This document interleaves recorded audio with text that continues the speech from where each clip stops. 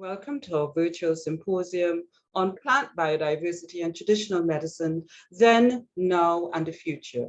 I am Roxanne Waith, and I will be your host for the duration of the event.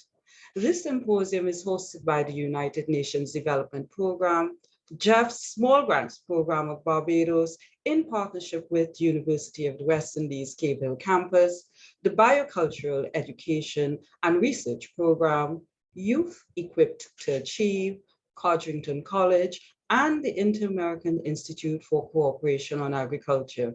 We have a lot in store for you over the next 2 days, so I want to get right into the program by introducing Dr. David Bino, who is the National Coordinator for UNDP Jeff's Small Grants Program in Barbados. He will bid you welcome on behalf of his agency. Dr. Bino. Good morning.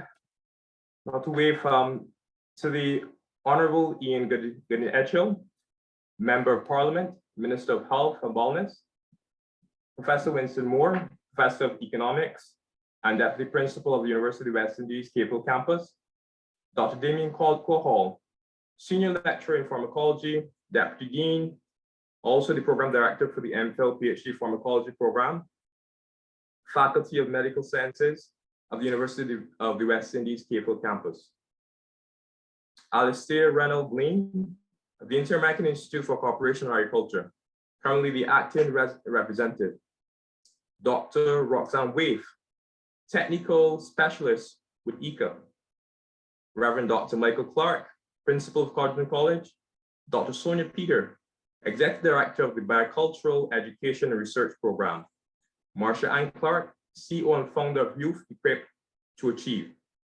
Speakers and panelists, members of the media, ladies and gentlemen, good morning and welcome. It is with great pleasure that I join you this morning to welcome you to this symposium on plant biodiversity and traditional medicine, then, now, and in the future, hosted by the Global Environment Facility Small Grants Program implemented by UNDP. Now, this symposium is hosted in partnership with the University of the West Indies Cave Hill campus, the Biocultural Education and Research Program, Youth Equipped to Achieve, Codrington College, and the InterAmerican Institute for Cooperation on Agriculture. We also especially thank the Ministry of Health and Wellness for their support.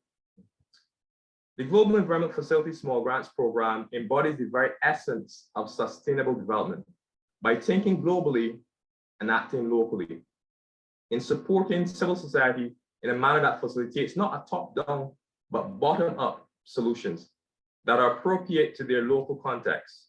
Therefore, these strategic partnerships required to facilitate a symposium like this are significant, because this symposium supports the 3 pillars of sustainability embedded within the ethos of our sustainable development work. These pillars are clearly reflected within our objectives, and especially the objectives of this symposium, which seeks to highlight the work being done in plant biodiversity to provide health, environmental, social, and economic benefits, to build public awareness of the benefits of plant biodiversity and traditional medicine from a social, environmental, and economic perspective as a sustainable solution to the problems faced in the 21st century. But it also seeks to showcase the work of civil society grantee partners in the areas of plant biodiversity and traditional medicine. I must say that the United Nations Multi-Country Sustainable Development Cooperation Framework, what we call the UNMSDCF for the Caribbean, has clearly identified biodiversity conservation as the 3rd pillar within this framework. In addition, the UNDP's Multi-Country Office for Barbados and the OECS contributes to this directly by facilitating sustainable resource management within the countries that we serve.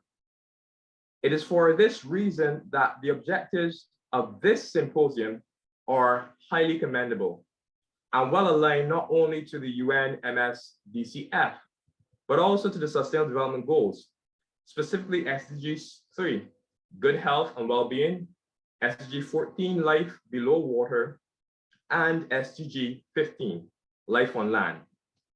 In fact, it is estimated that 80% of the world population rely on traditional medicine sourced from plant biodiversity to ensure good health and well-being. It is for this reason that that within the United Nations, 88% of our member states, that's 170 member states, have formally developed policies, laws, regulation programs, and offices dedicated to traditional medicine. The World Health Organization has specifically developed a traditional medicine strategy for 2014 to 2023. It seeks to ensure that member countries develop proactive policies and implement actions that will strengthen the role of traditional medicine and the role that it plays in keeping populations healthy. It is no surprise then that for World Health Day this year, in fact, that's tomorrow, the theme is Our Planet, Our Health. It shows you that link between the two. The government of Barbados, for example, has signaled to the international community that it wants to place a strong emphasis both on health and wellness. The health bill for Barbados in the last decade has fluctuated around 6.4 to 7.8% of GDP. Now, this must not only be seen as an economic foreign exchange challenge, but also as an opportunity to initiate health and wellness transformation. And that health and wellness transformation that I speak about, it could truly be sustainable. That's the opportunity there. Embracing biodiversity conservation and the use of traditional medicinal knowledge as components of this sustainable solution. Now, ladies and gentlemen, to develop sustainably, such developments must be development that meets the needs of the present without compromising the ability of future generations to meet their needs. For sustainable development to be successful, there must be a synergy between the environment, the economy, and society. All pillars must function together. In the future, our present actions will be judged not only by what we have done, but also by what we have failed to do. Let us not fail to use this symposium as a seed of sustainability. I look forward to seeing the symposium seed soon germinate, develop, attain its full potential like a flower of the flamboyant tree. And yes, that has many medicinal benefits. May it benefit from the cross-fertilization of the exchange of knowledge and experiences between speakers here and attendees who would also share. In so doing, it will indeed bring forth fruit in due season. The Just Small Grants Program, UNDP, we remain committed to fostering this development in partnership with civil society, government, the private sector, and strategic partners. Thank you, and God bless. Thank you very much, Dr. Bainu, for your flamboyant welcome and for giving the green light for the rest of the proceedings. I would now like to invite Professor Winston Moore, who is the Professor of Economics and Deputy Principal of the University of the West Indies Cave Hill campus, to bring his remarks on behalf of UWI Cave Hill. Professor? Thank you very much, Dr. Wave. Permit me to adopt the protocol that has already been established and simply say good morning. I bring you greetings on behalf of Principal and Pro-Vice Chancellor Professor Clive Landis, as well as the rest of management and staff of the University of the West Indies Cave Hill campus. The University of the West Indies is proud to be part of this symposium on this very important topic. The topic of plant diversity and traditional medicine is a cross-cutting issue that intersects many aspects of Caribbean society. I am cognizant of the fact that the goal of this symposium is to highlight the work being done in plant biodiversity to provide health, environmental, and societal benefits. However, I just want to warn you that I am a practitioner of the dismal science. Therefore, I will be approaching my remarks by utilizing the tools to which I am most accustomed. There are many potential benefits in preserving the biodiversity of Caribbean states. At the forefront are numerous health benefits, and trailing behind, but not to be forgotten, are the significant economic benefits. For example, there exists the potential to commercialize these plants and herbs and sell the derived products, not just to locals, but to thousands of visitors to our islands in the Caribbean. This would not only require an enticing market promotion strategy, but it would also require rigorous research that will identify and showcase the many effective, natural, and even medicinal properties that exist within our fauna and traditional practices. The commercialization of these plants will open a new income generation avenue for the region, while also significantly diversifying our tourism product, providing traditional medicine and methods to address numerous issues while on vacation. It's perhaps best to give you an idea of the figures related to potentially exploiting this market. There are three main ways of obtaining the economic values of medicinal plants: the market value of the plants when they're traded, the market value of the drugs of which they are the source material, and thirdly, the value of the drugs in terms of their life-saving properties and using the value of a statistical life. The estimates of the value of plant-based drugs can be staggering. The global value of medicinal plants alone was estimated at 24 billion using the market value approach and over 1 trillion using the value of statistical life approach. In an ideal situation, there's obviously tremendous value that can be derived from biodiversity. Unfortunately, there's still a negative relationship between economic growth and biodiversity. Growth in the economy normally results in a land use change, even as this land is used for agriculture. The use of fertilizer and pesticides, along with using land to raise animals, can result in reduced plant diversity. Growth in economic activity can also result in expansion in urban areas and infrastructures, replacing natural ecosystems on a large scale. Research has found that one of the ways to decouple economic growth from biodiversity loss is through greening the economy. Two concepts in relation to decoupling are important: relative decoupling, which means that GDP grows faster than resource used, or absolute decoupling, which means that resources used decline in absolute terms when GDP grows. The 2011 UN Environment Programme report on green economy stated the key aim for a transition to a green economy is to enable economic growth and investment while increasing environmental quality. And the Rio 2012 Declaration reaffirmed the need to achieve sustainable development by promoting sustained, inclusive, and equitable economic growth. Decoupling requires policy interventions to achieve this objective. These include moratoria or caps on resource extraction in highly sensitive biodiverse regions to protect these areas. Restrictions on constructions in certain areas can also protect biodiversity in sensitive areas. The Barbados Green Economy Scope and Study identifies biodiversity conservation as one of the benefits of greening agriculture. It's envisioned that green policies to support agriculture will be characterized by the increasing use of farming practices and technologies that simultaneously enhance farm productivity, reduce negative externalities, and rebuild ecological resources such as soil, water, air, and biodiversity. There are, however, important investment gaps still needed to be filled in order to support this vision, such as access to capital for upgrading technology, physical plant and animals, upgrading of regulatory framework to meet international standards, trained manpower, weak extension services, inadequate laboratory facilities for testing, as well as research and development.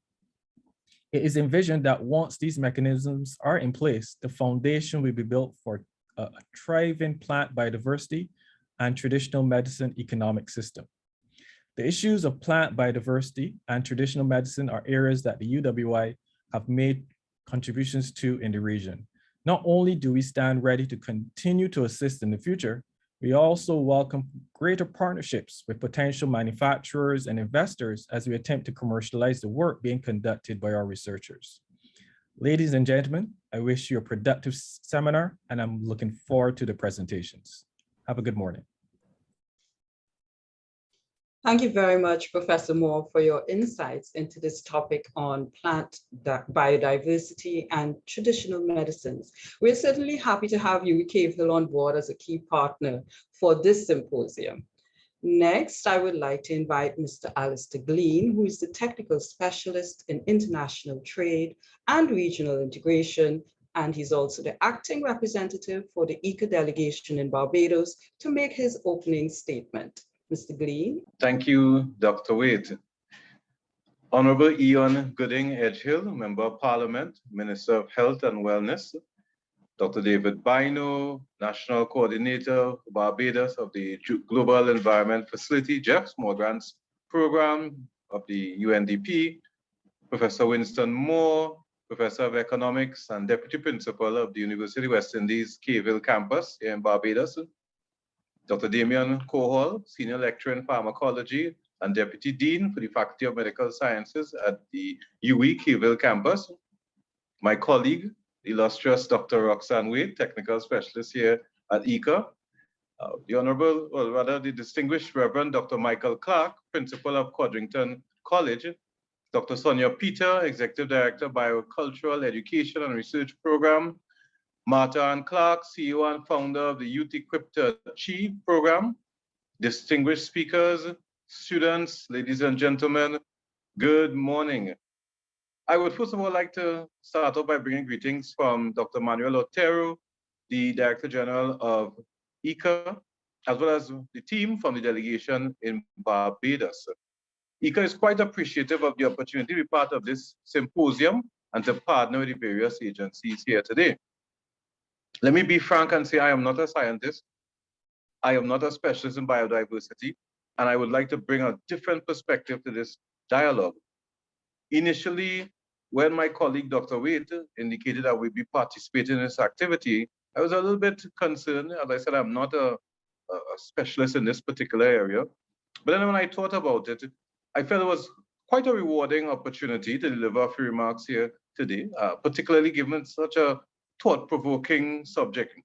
And I say thought-provoking because it is my view that the subject that we're going to explore is one that is quite meaningful and key to overall well-being, as one of my colleagues said before, yet it seems to often be on the middle burner of things. And I'll try to be as brief as possible. So let me move on. For me, this is all about knowledge management and dissemination, and I'll go into that now. We talk about the then, the now, and the future.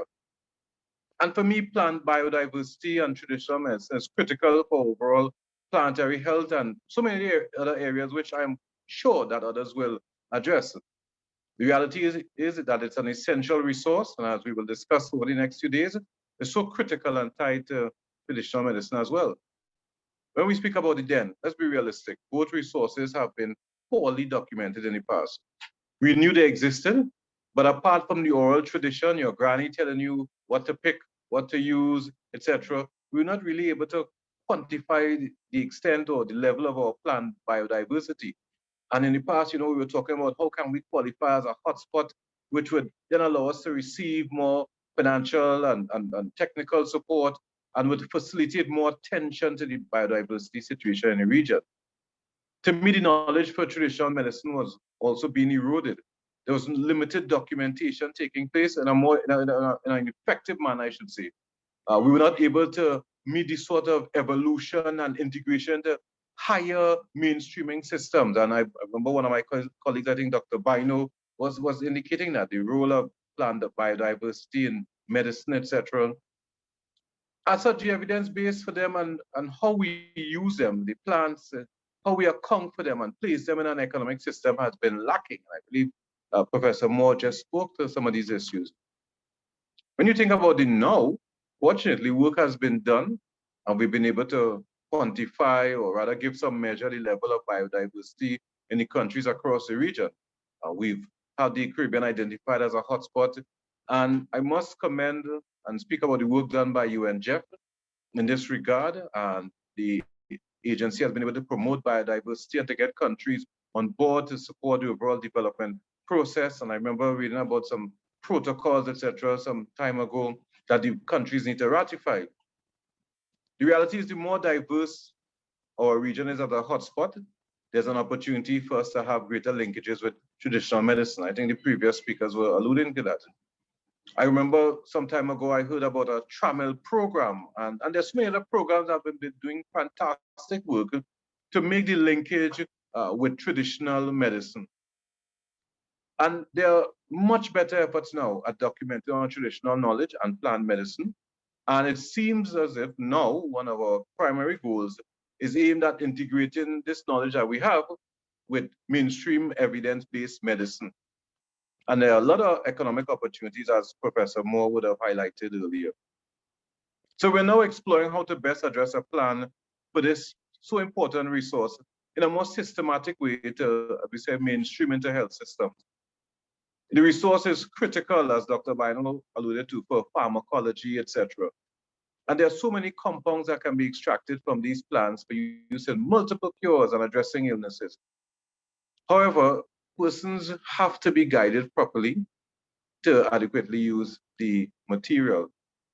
And nonetheless, we have to recognize that some plants do have toxic properties, and with misuse and the various combinations, we can see a deleterious effect or result on the health of persons. So standardization is critical, is key. So how do we use the evidence base that we've gathered for plant biodiversity and traditional medicine for the best practices and for bioprospecting? And again, I will go back to what Professor Moore was saying. How do we in the various countries across the region benefit from efforts to take the plants by the big companies and extract the properties from them and get the commercial success? How can we in the region benefit from that process? So I would say that the reality is knowledge transfer is still lacking. There's still a lot to be done in building capacity of persons, not only in the medical field, but generally across the board. And that's why I say we need more certification and use of standards. And we need to consider, how does plant biodiversity, how can it be tapped in to allow persons who have done the research, the various agencies, the UEs, the UNGF, TRAMIL, etc. How do we allow those persons to benefit from the research that has been done, and we said the bioprospecting? How can we allow them to benefit going forward? So for us, I think the future has to consider mainstreaming plant biodiversity and traditional medicine and have it integrated into our general system of healthcare. And we need to recognize and outline the value for said activities. We want doctors to be able to prescribe them. I think that's the direction we want to go. And I'm thinking of this from a practical perspective. And then there's also the use of technology. How do we engage in mass production? How do we ensure that we don't just sell off or export our raw material? How do we engage in the value added side so that we really benefit from these plants and the biodiversity? From a more personal perspective, you know, I grew up in a household. My mother, I always say she's probably a herbalist. And growing up, you go out to the garden, in the backyard, and your mother, your grandmother would have you picking the herbs, picking the bushes. And if it is, you pick the wrong thing, you get reprimanded, as we say, you get a buff. And as you get older, you begin to show some resistance. You don't want to use this bush, you don't want to use the bay leaf and the soursop. And your parents would probably tell you that you've gone to university now and you've forgotten all about the benefits of bush medicine. And we really need to ensure that that knowledge isn't lost. Fortunately, as I said, now we are documenting better. But for me, I always fear that, for instance, my nieces, they're not experiencing the training that I got from my parents. They may get it if they do spend more time with my mother as they get older, but that is cause for concern as we go forward. And every time I go back home to Trinidad and Tobago, you know, again, my mother always reminds me, pick the hibiscus bush, pick the kuzimaho, the zepapic. This will help you for COVID. This will help you for this, that. And I always say we have to document these plants better. We have to know how to use them better. We can't just use them willy-nilly. So I would close by saying that this is all part of our culture, plant biodiversity. And while the persons here, the experts, you all are the scientists, you all appreciate biodiversity, but how do we get the average Joe and Jane to come on board, to appreciate the value of plant biodiversity and to utilize it appropriately? Culturally, we talk about the value of cooking with plants, with shadow benny and saive, etc. But even when we talk about cleansing yourself, we talk about the bush bath, etc. So plant biodiversity is part of our culture, and we need to embrace it and know how to utilize it properly. Again, as I said, the downside with little documentation, we want to make sure there's no abuse of the plant biodiversity, particularly for traditional medicine. Persons who do the cocktails and we just take all the bushes just in case. and this can be harmful. So besides conservation, we need to properly study the biodiversity and communicate it to the persons out there. So I think it's time for me to close. I just want to applaud the various organizers for this workshop. I'm sure that the average Joe and Jane will be happy to get this information. It would be remiss of me to not recognize that while we talk about plant biodiversity and traditional medicine, I say that the knowledge is being lost, but there's so many indigenous peoples across the region in Guyana, Suriname, the Kalinago people in Dominica, etc., that embrace traditional medicine and appreciate plant biodiversity. But for us, we need to embrace it more as a key resource. We have to continue collecting the information, analyzing it, cataloging it for generations to come. For us at ICA, we do embrace and appreciate the opportunity to be part of this symposium. Our climate change and natural resource management program is focused on addressing some of these biodiversity issues, and we are happy to be on board.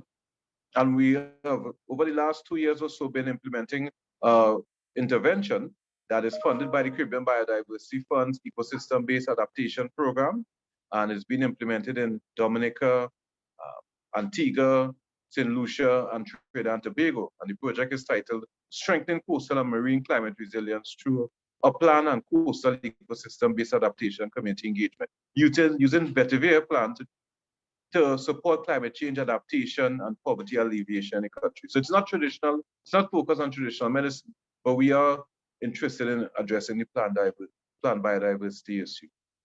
So at ICA, we are happy to be on board, as I said before, and I look forward to seeing what is taking place for the next 2 days. I wish you all the best. I wish that this symposium is a meaningful one that advances our condition, and ultimately we can see plant biodiversity and traditional medicine be a sustainable activity going forward. Thank you very much. Thank you very much, Mr. Glean, for sharing your perspective on the importance of plant biodiversity and traditional medicine, and particularly for looking at it from the perspective of knowledge transfer and knowledge management.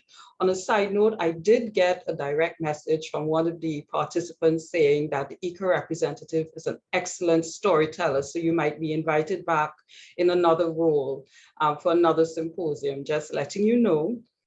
Okay, so moving on, we want to provide some context for the symposium.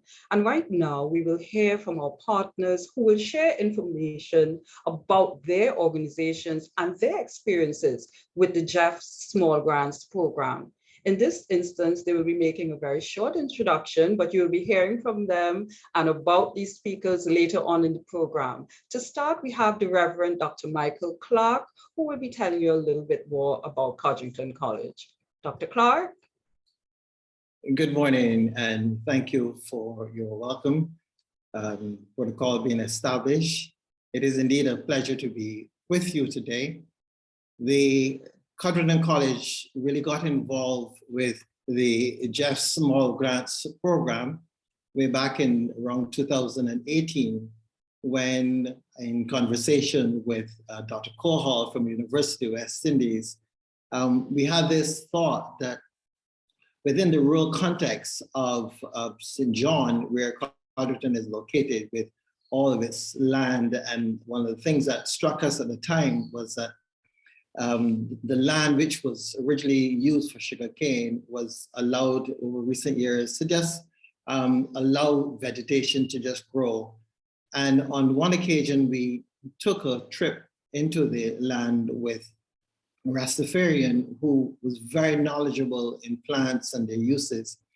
And it struck us that there was a lot of knowledge there, a lot of opportunities for us to explore the various uses of some of these plants. And so the decision was taken that we would explore with the Jeff Small Grants Program the possibility of looking into the rural community in St. John and seeing, one, what it is that they actually use over the years. What is it that their parents and forebears used to use for the various conditions, diseases, ill times, etc. And we would have conversations with those folks and record all of that. And then at the same time, to be able to explore an ongoing exercise of taking some of these suggestions that we heard from the folks in the community and actually using the land at college to grow these particular plants, and then using the skills base at the university in the pharmacology department, and to be able to test the value or the validity of these claims. And so these three groups, as it were, working together, the community, the college, and the university. And in the community as well, we also included the OGCA, which is an organization that is into organic farming. And this is where our project began. And I dare say that at this point in time, we are in the closing moments of this project as we are able to bring some of those products to the table with value added, a situation of value added to them. And so Jeff, because of the Jeff Small Grants program, we were able to explore this pilot and in a very intentional way, look into the future and see what we can do with this particular project as we explore other plants that can be used for medicinal properties. Thank you. Thank you very much, Dr. Michael Clark. Now we invite Ms. Marsha Ann Clark to share with us her experiences with the Jeff Small Grants program. Ms. Clark. Thank you for that introduction, and protocol having been established, I just say good morning to the fellow panelists and to our guests. So I have a short time to talk about almost a decade of support from the Jeff Small Grants program that has really helped us to say yay and taken us to the next level. So I'll quickly do the then, the now, and or hope for the future. So that our signature program, Regional Entrepreneurship and Agriculture Program, with support from Jeff, helped us to impact over 1,300 youth in about 50 schools, primary and secondary across Barbados. And we had just trained teachers representing every school in St. Kitts before COVID hit.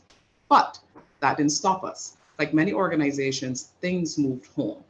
And behind the homes of many Barbadian communities are a network of gullies. So that brings us to the now, the Blue and Green Gully.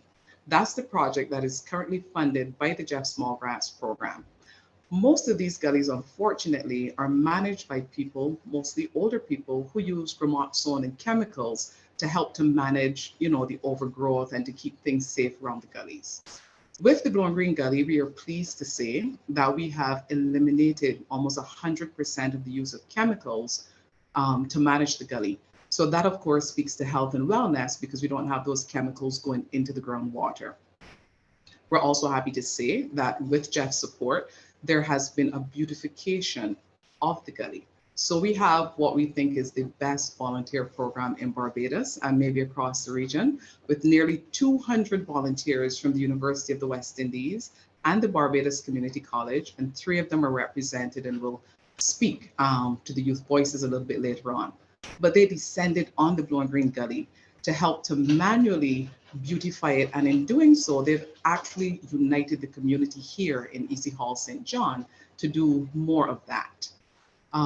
We've also been greening the gully. We heard the representatives before speak about the greening and how important it is to the economy. So we've planted primarily aloe vera, but lots of other medicinal plants in the gully itself. But the blue part of the Blue and Green Gully, that speaks to the future as well as to the now. We've been able to take some sargassum seaweed, a nuisance to health and the environment, off the beaches, and we have been using it as fertilizer, as compost to help with the greening in the gully. But Jeff Small Grants program has also helped us to develop a unique relationship with the University of the West Indies. So Dr. Damien Kohal, Deputy Dean of Faculty of Medicine, they've been able to establish that we can extract alginates from the sargassum seaweed, and that's something that we plan to use in our products. So Jeff SGP with the Blue and Green Gully has helped us to increase the youth participation, has helped us to increase the youth knowledge. So apart from the community, the sargassum, the products, the developments of things like our hand sanitizer, nutmeg products, and other interesting things that are coming, they have provided a platform where the the rich knowledge of the traditions are being passed on to the youth. And later on, you're going to hear in our youth dialogue, how much knowledge do youth have and how excited they are to continue looking at computers, to look at technology, to look at the plant biodiversity, and to look at how they, in their unique way, can contribute and take us into the future, looking at plant biodiversity and traditional medicine. Thank you. Thank you very much, Ms. Clark, for that. I hope to see some of those products later on in this program. The hand sanitizer actually sounds pretty good. I wouldn't mind some locally made aloe vera hand sanitizer for myself. So I hope you're going to showcase these products later on when it is you have your youth dialogue. Now I'd like to invite Dr. Sonia Peter to share her experiences with the Jeff Small Grants Program with us. Dr. Peter? Thank you so much, Dr. Wade. And please permit me to adopt protocols that have already been mentioned by previous speakers to welcome all panelists and those in attendance. The Biocultural Education and Research Program was registered in 2017, and we were extremely pleased that Dr. David Bino and the Global Environment Facility Small Grants Program, UNDP, saw value in our project. We focus on, as the theme for the symposium is, the conservation of plant biodiversity, but we also focus on traditional knowledge and that value as we look to the future.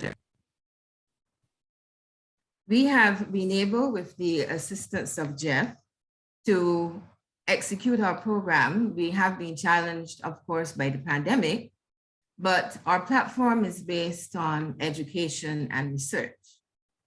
Why education? It has been mentioned by previous speakers, but it's important, especially when you want to execute a biocultural strategy of conservation, that you engage the public, because I believe that we need to take our findings beyond academia and into the communities where individuals rely on the plant biodiversity as a resource. Why research, we may ask, but we strongly believe that research augments traditional knowledge, and we reveal the beauty in the plant chemistry, which can be engaged, and we're hearing from our previous grantees the exciting products that they hope to produce based on employing those natural agents in the plants. With the assistance of Jeff, we've been able to develop some novel educational tools, because it's very important that we create investment in this whole idea of conservation and biodiversity. What does it really mean? We were happy to, off the bat, deliver our first symposium in 2019 on plants and planting for the future, where we focused on what will the future of agriculture look like? What is the potential for medicinal interventions from our plant resource? And how is biodiversity linked to the green economy? We were happy to have participants from the Caribbean region and also internationally, working within these spheres of activity and sharing their research. And we had quite an attendance locally, and even stretching as far as Korea, which we were very interested about, who saw the benefit of our discussions and our narratives. In addition to that, we have been able to develop other unique educational tools. We're extremely proud of the documentary Healing Roots. It has been mentioned that the traditions are being eroded, and we felt the need to capture those traditions. And this is what Healing Roots does as a documentary. Our focus was on the elders in the community, the knowledge bearers in the community, because we think their stories are so vibrant and rich, and they need to be shared, they need to be known. We were also quite fortunate to conduct a number of field trips with the general public. And we also have a cadre of young persons from the University of the West Indies across various studies, not necessarily science studies, but this is a multidisciplinary approach that we're taking. And these young persons are working with us in another important aspect of our work, that of living libraries. Living libraries to us capture the past, the then, and they offer that link to the future. And our living library, our first living library, we're collaborating with the Andromeda Botanic Gardens in St. Joseph to establish what I believe will be the first green ethnobotanical space. That is currently an activity in process. And we have our graduate students, our undergraduate students from UWI who are working within that program to help us there. We are extremely excited about these modalities, and we even have a coloring book that will be launched very shortly. And by having this coloring book with vibrant images that have been done in collaboration with the artist Lenore Aline, we see that we are creating investment both in adults and the young people as they interpret those beautiful images in terms of color and feeling, because each plant image will have a story of the tradition. And so the adults are enjoying the use of the coloring book, they're learning more about the tradition, and the youth, they're being introduced as well. We have fortunately created a mass of followers locally, and as I said, regionally and internationally. And this is with the help of Jeff and Dr. David Bino, as they have really demonstrated great sensitization to what we need to complete our full program, even in the experiences of the pandemic, which would have hindered us significantly. And I will be speaking a little more on some of the focus, but really and truly, we have been very fortunate to receive funding from Jeff, and our relationship has been a very worthwhile one. Thank you. Thank you very much, Dr. Peter. I look forward to that coloring book, and I really do love the concept of the living libraries. We are really pleased to have the support and participation rather from the Ministry of Health and Wellness. And it is our distinct pleasure to invite right now the Honorable Ian Gooding Edgell, the Minister of Health and Wellness, to address the symposium. Minister. Good morning. Good morning, everybody. Ms. Valerie Cliff, Resident Representative of the UND Barbados and Eastern Caribbean. Dr. David Bino, National Coordinator, Barbados Global Environment Facility and Small Grants Program, UNDP. Professor Winsor Moore, Professor of Economics and Deputy Principal of the University of West Indies Cape Campus. Dr. Damien Hall, Deputy Dean, Faculty of Medical Sciences, UWI. Mr. Alistair Glean, Inter-American Institute for Cooperation and Agriculture Representative. Dr. Roxanne With, Technical Specialist, ICA. Reverend Dr. Michael Carr, Principal of the Codrington College. Dr. Sonia Peter, Executive Director, Biocultural Education and Research Program. Marsha Ann Clark, CEO, Founder of Youth Equipped to Achieve. Distinguished speakers, presenters, specially invited guests, ladies and gentlemen, good morning again. It is an honor to share this platform with such eminent experts in academics, men and women who've excelled in their chosen fields. This symposium, which aims to highlight the work being done in plant biodiversity to help provide health, environmental, social, and economic benefits, is indeed a welcome step to educate and foster public awareness of the need to live healthy lifestyles, which I believe can encourage us as we seek to reduce the burden of non-communicable diseases on this island's healthcare system. On behalf of the Ministry of Health and Wellness, I wish to thank the United Nations Development Programme and its partners for hosting this symposium under the theme Plant Biodiversity, Traditional Medicine, Then, Now, and the Future, and for the work which they continue to do by providing financial and technical support to civil society organizations and to conserve and restore the environment. while enhancing people's well-being and livelihoods. Most of us are aware that plant biodiversity, food nutrition, interact on a number of different levels and also involve key issues such as plant dietary diversity, food security, health and well-being.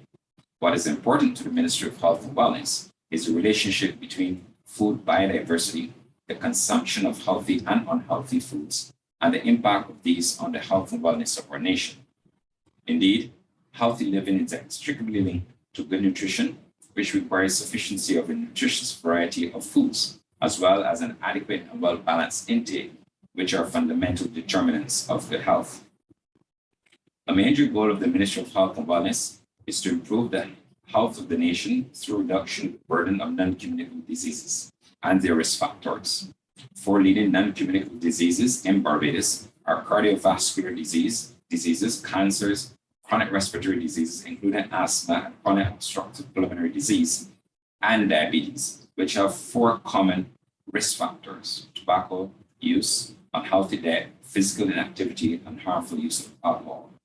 Further, NCDs consume a significant portion of the budgets of the Queen Elizabeth Hospital and the drug service. Chronic hemodialysis represents a severe burden to the state at a cost of $12,000 to $15,000 per patient per year, and major limb amputations affecting about 300 persons per year, causing disability and economic loss to companies and families. The availability and diversity of foods from plants and animals remain the best means to achieve a balanced diet. However, part of the burden of NCDs continues to be poor nutrition. Across all sectors of our communities, NCDs challenges include low fruit and vegetable intake, high salt consumption, and high fat intake. For example, research has shown that 79% of women and 89% of men consume more than the recommended 1.5 grams of sodium per day. I therefore challenge the entrepreneurial class to explore the methods of preparing tasty and nutritious indigenous foods. I also ask that scientists look at various plant strains that can aid in providing medicines that can be complementary to our orthodox medicines and pharmaceuticals. Indeed, in previous years, when there was a higher consumption of local food plants and traditional medicines, the burden of NCDs and the present health burdens, which are now experienced by the society, were not present. The use of traditional medicines require complete understanding of what was done in the past and a move towards evidence-based scientific research. Hence, knowledge of our local pharmacodosi use of plants and medicines is important. Traditional medicines have earned their place in local folklore. This knowledge must be propelled and transformed into the era of pharmaceutical development. It is clear, however, that our food choices and eating habits have changed dramatically, reflecting the changes in our culture and our lifestyles. These factors, coupled with poor dietary choices and preference for sedentary recreational pursuits, add to the projected burden of chronic diseases becoming worse in the future. Further, research has shown that in Barbados, the risk for young children and adolescents to develop NCDs has been associated with the shift away from the consumption of traditionally and locally prepared meals within the home to those prepared outside of the home, which are frequently high in salt, refined sugars, cholesterol, trans fat, and saturated fats.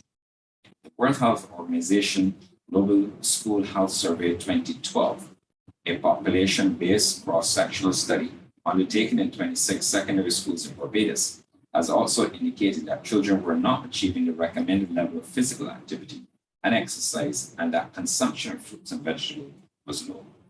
This survey also showed that 75% of school-age children consume sugar-sweetened beverages on a weekly basis. This requires us to implement our wellness programs in various settings, such as home, schools, workplaces, and communities. Our health strategies have therefore shifted towards the rapidly increasing chronic diseases, which are causing too many premature unnecessary deaths. We recognize that it is extremely difficult to reverse these entrenched practices of poor dietary intake. However, the good news is that these diseases are largely preventable because they are diet-related, and we know that diverse diets, particularly when they are balanced, can make significant contributions, not only in the fight against chronic non-communicable diseases, but contribute to the fight against problems of undernutrition and obesity. Ladies and gentlemen, the government of Barbados considers a healthy population to be a key requirement for the continued growth and development of Barbados. With the major burden of illness being a result of NCDs, there continues to be a need to apply strategies for reducing the incidence of and dealing with the negative consequences of these conditions. In fact, the year 2020 was designated Year of Action Against Non-Communicable Diseases, and as a complement to them proposed Regathering Barbados 2020 activities, which were intended to spread the message and highlight the importance of NCD prevention and control. The aim was to address the largest burden of illness and increase the level of empowerment to every person in Barbados. Unfortunately, the emergence and impact of COVID-19 eventually prohibited all such activities. During the year 2020, a new national strategic plan for the prevention and control of NCDs 2020 to 2025 was developed under the guidance of the National NCD Commission. This plan outlines the activities through which the government of Barbados and the Ministry of Health and Wellness intend to address the burden of NCDs, which are the main causes of morbidity and mortality in Barbados. The plan takes advantage of recommended evidence-based cost-effective interventions for NCD prevention and control and aligns with relevant global and regional frameworks, including the World Health Organization, the Pan American Health Organization, and CARICOM.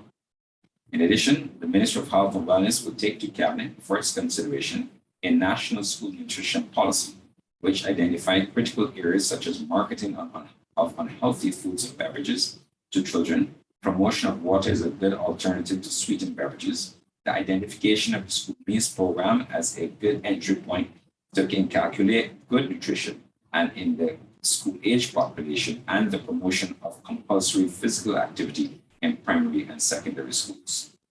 Today, however, the presence of COVID-19 has severely affected our healthcare systems, as well as our efforts aimed at increasing NCD prevention and control. We recognize that in the fight against the virus, we need to continue even more than ever to protect the most vulnerable population, those living with or suffering from non-communicable diseases, against the recurring threat of COVID-19. We at the Ministry of Health and Wellness are continuing our healthcare system reforms aimed at sensitizing the nation to the critical role of healthcare and its impact on Barbados' economic and social development.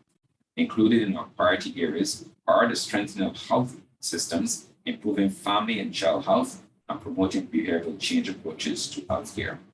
Again, I wish to thank the UNDP for being the facility through which funding for the various projects is channeled throughout the region, and also to thank those organizations and individuals that have embraced programs and those who have been given the opportunity to present their work and their findings over the next 2 days. I hope that in the spirit of collaborative learning and sharing, all will benefit from each other's wealth of knowledge and experience. I wish you a successful symposium. I thank you. Thank you very much, Minister Gooding-Edgell, for your endorsement of this symposium and for highlighting the importance of preserving and using local plants to create new medicines and to reduce the level of non-communicable diseases in Barbados. We hope that you'll get a chance to participate in some of our sessions. Now, you're welcome, Minister. Unfortunately, I do regret, but due to other commitments, I will have to leave the symposium, but if at all possible, I'll try to dial in a bit later. Oh, great. That would be great. Thank you so much. Very welcome. Thank you and have a great symposium. Okay. Thank you, sir. Thank you, everybody. Okay, now let's get right into the heart of the matter and start our first session on plant, biodiversity, and traditional medicine, then, now, and the future, by going back to the past and looking at the value of local plant resources during times of slavery. The presenter who will take you to yesteryear is Dr. Sonia Peter. She's the Executive Director of the Biocultural Education and Research Program. She's an organic chemist with over 30 years of experience in chemical education, natural products research, and ethnobotany. Her current focus is on the conservation of medicinal plants and the associated traditional knowledge for climate change adaptation and potential drug discovery. Dr. Peter, the floor is all yours. Thank you so much again, Dr. Wade. Permit me to thank Minister Gooding Edgell for his remarks because it really sets the foundation for what we will deliver during the 2 days of the symposium. We're happy to have this support as we hope to work towards a policy framework that will see us embrace traditional practice in the production of alternatives that can augment our national health care budget. So I'm here to talk about the past. In this short presentation, the value of local plant resource during slavery. I want to reinforce that we're working within the space of conserving our plant resource. We're using education and research, and we have taken an approach that we call modeling our plant biodiversity. What is the myriad of value within the plant resource and how can we engage that? But we're talking about the past. And since we are looking at the tradition and where it originated, we want to have a brief look at the period of the transatlantic slave trade, where our African ancestors, we know that Barbados is approximately 90% of African descent, and our ancestors were taken against their will from the coast of West Africa. And this slide, though difficult to look at, shows us how the traditional knowledge that these unfortunate persons embodied and embraced was taken across the Caribbean, South America, and North America. What was the health status of these individuals as they were landed on the shores of Barbados? We know that the inhumane conditions of those ships that transported the human cargo led to nutritional deficiencies, and these deficiencies would have impacted on the ability of those individuals to overcome illness. Nutrient deficiency, especially in children, it is reported that this deficiency in vitamins and protein can lead to seizures in children. We call that convulsions, and we see the term fits being used when I begin to look at some of the plants that were used for that purpose. There were sexually transmitted disease found within the population. Of course, open wounds, ulcers, gastrointestinal blockages from poor to no diet, skin eruptions, again, from exposure to irritants and irritation, and the viruses that would have been the vectors for colds and flu would have spread rampant across the ailing population. But what was the importance of this plant biodiversity that was found on arrival on the island? Again, we know because of the poor health status resulting from those conditions during transportation, that the individuals who were then put into forced labor would have arrived with diseases that would have limited their immune system ability to respond. Diseases that probably were brought with them from their homeland and certainly would have been transferred from those operating the slave ships, and likely immune systems not primed with these diseases would have had really poor outcome. The records show the number of persons that were transported to Barbados were around 400,000, and many of these individuals succumbed to illness in addition to those who chose the Atlantic waters as their final resting place instead of being held in such horrific bondage. Those who survived that transatlantic journey had to therefore draw on their resourcefulness, their resilience, and that knowledge that they came across with allowed them to forage or plant resource for sources of food. They used the fruits, the roots, the tubers, and the greens that they were able to find in the abundance then. Unfortunately, we also did lose quite a significant percentage of our virgin cover as way was made for the erection of these sugarcane plantations. But what was left and what was there, they were creative enough to find something that could nourish their poor bodies. Plants were used as sources of medicine, of course, whether it was teas, poultices for swollen ankles, rubs to ease respiratory issues.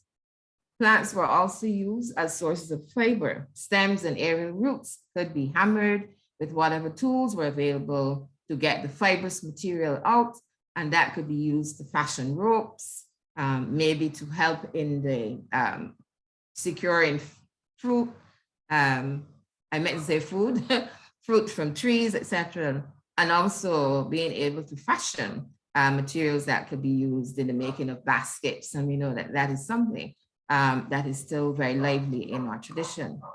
So overall, the biocultural knowledge that our ancestors arrived on the island carrying with them allowed them to forge resilience and ultimately transfer this knowledge to our modern population. Unfortunately, we've been speaking about erosion of this biocultural knowledge, and this is the space in which we're operating. We want our people to reconnect. But what are some of these plants that were relied on within the plant biodiversity available at the time during the period of the 1600s to the 1800s? We had seaside sage, which is a seashore plant. And forgive me, I'm going to ask Dr. Wave to remind me about my timing. My timing instrument just stopped working. Seaside sage was used for wounds. Seaside sage is a member of a broad family of plants called the Euphorbiaceae. And what is unique about these plants is that they do produce what is described as a latex, which research is showing contains a number of active agents that promote wound healing. Milkweed, we see to the top right, is grown here readily. When you leave the symposium, go look through your lawn, look through your gardens, you're going to see this diminutive herb. It is not growing far above the ground, but it was loaded with natural agents that our ancestors found useful within the concept of cleansing of the blood. And this strategy of cleansing is still very much alive, but more so in rural communities on island. Aloes, which has a strong heritage across the island, and within the modern context, I think most Barbadians embrace aloes, and aloes was very important during that period of slavery, as it was used for skin conditions, burns, and also as a laxative. Again, poor diet would always have led to such issues. Then we have mosquito bush, which is also known as ducky basil. That was used as a vulnerary for cleansing wounds to promote the healing process. Blue vervain, with that lovely blue, purple flower, I suppose, depending on who's viewing, was used as a deobstruent. The thinking then was that if your body was not working and not responding to healing strategies, maybe the body needed to have its ducts open, and hence that was the use. But it also had significance within the female population with respect to menstrual flow, and there may be other underlying issues related to the use of blue vervain for that purpose. We had black sage, which was used to induce sweating. You're out in the field, you're exposed to the sun beating down on your head, on your body, you're in the field for hours over end, and you feel the need to be cooler, get your body back into a cool state before the following day opens up for you. You go back to your humble domicile, and a cup of tea made from black sage promotes sweating. And that action of sweating, as we know, is good for cooling the body. As I mentioned before, children arrived on that unfortunate journey, or even if they were born into the awful experience, deficiencies in their diet, lack of vitamins and proteins, it is written and has been researched that there is a link between those deficiencies and the occurrence of seizures, even epilepsy. And so it is well documented that this lovely herb at the bottom of the slide or screen, which is a popular culinary herb, Shadombeni, also referred to as fitweed because of its potential to alleviate or maybe the frequency, cut down on the frequency. And this is something that we all use Shadombeni, not knowing of this additional benefit. Then we have the trio here of castor oil, which is still a part of our tradition. The seed oil, though the seed itself produces a toxin called ricin, when that seed is expressed and the oil collected, that oil has very soothing properties, and it was found to be useful for swellings, again, back in the period of slavery. And I think that is still part of our tradition. Papaya was used for ringworm, which we know is the result of a virus. I say we know, not a virus, sorry, a fungus. And this is the healing property with respect to papaya, but this has many other uses, but I'm talking about back then. This is the use that was documented. Christmas bush, which is related to Cure for All, if any of you do know of that plant, they belong to the same family as Asteraceae. And this was also used for the cleansing of wounds and promotion of wound healing. Now, many of the plants belonged to this family, Euphorbiaceae. I think you would have heard me mention that name before. And I put this image because I know that most persons are familiar with poinsettia. And you know that when you break a leaf from the poinsettia plant, you do get this white milk that is produced, and that is the latex. Now, these plants were used for wound healing a lot. We found when we looked at the percentage of plants within the family that the Euphorbiaceae had that greater percentage, and invariably it was for wound healing. So what is it about this latex? This plant latex has many healing natural agents. On the screen, I've got things like alkaloids and tannins and terpenes. I'm not expecting to connect with the actual class of the natural product, but the thing is that it's the collection, it's enzymes, it's sugars, it's starches, it's oils, it's gums. There's so many things within that latex, and a lot of research is being done to demonstrate that it's the combination, it's the synergistic effect of these natural agents within the latex that is active in wound healing. And note that our ancestors from that period singled in, homed in on this particular family of plants. And this is what I always find amazing, that we had scientists here, and that tradition, unfortunately, has not been effectively transferred to our modern generation. But this is the gap in which we're operating, and we're trying to recapture this value. So if I speak briefly about the latex and how it works, when we get a wound, we get our blood vessels compromised. This results in bleeding. And if you want to start the healing process, you want to start the clotting. Now, the body has these systems in place, but if your body is undernourished, if your body is being abused, then your body is not going to respond as it should. Our ancestors realized that we need to help ourselves. And in finding the latex in these plants, what they unknowingly discovered is that the latex contains the agents that could promote these steps that the body would normally be able to assist in the healing of wounds. So it's blood clotting agents. It's anti-inflammatories to hinder the inflammatory process. The inflammatory process, if it is escalated, can hinder wound closure. It's about putting down new tissue.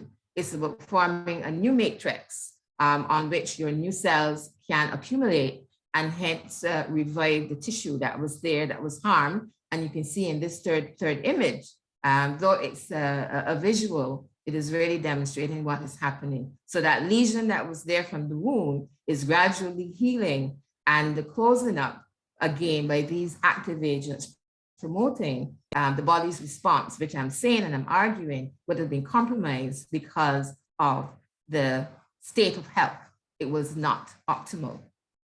And then we've got remodeling. This is where the body begins to bring in the cells that would regenerate our tissues so that that scar is not there on the inside and also at the surface. And apparently the latex contains agents that will signal the body to go through this process. So again, this is how they were so equipped with their biocultural knowledge to know about the use of these plants. Now, we're also involved in a project with the Center for Medicinal Plant Research in Ghana. And the director there, we're hoping to publish a paper soon where we compare the uses of the plants for wound healing and other applications during the period of slavery with the tradition in Ghana.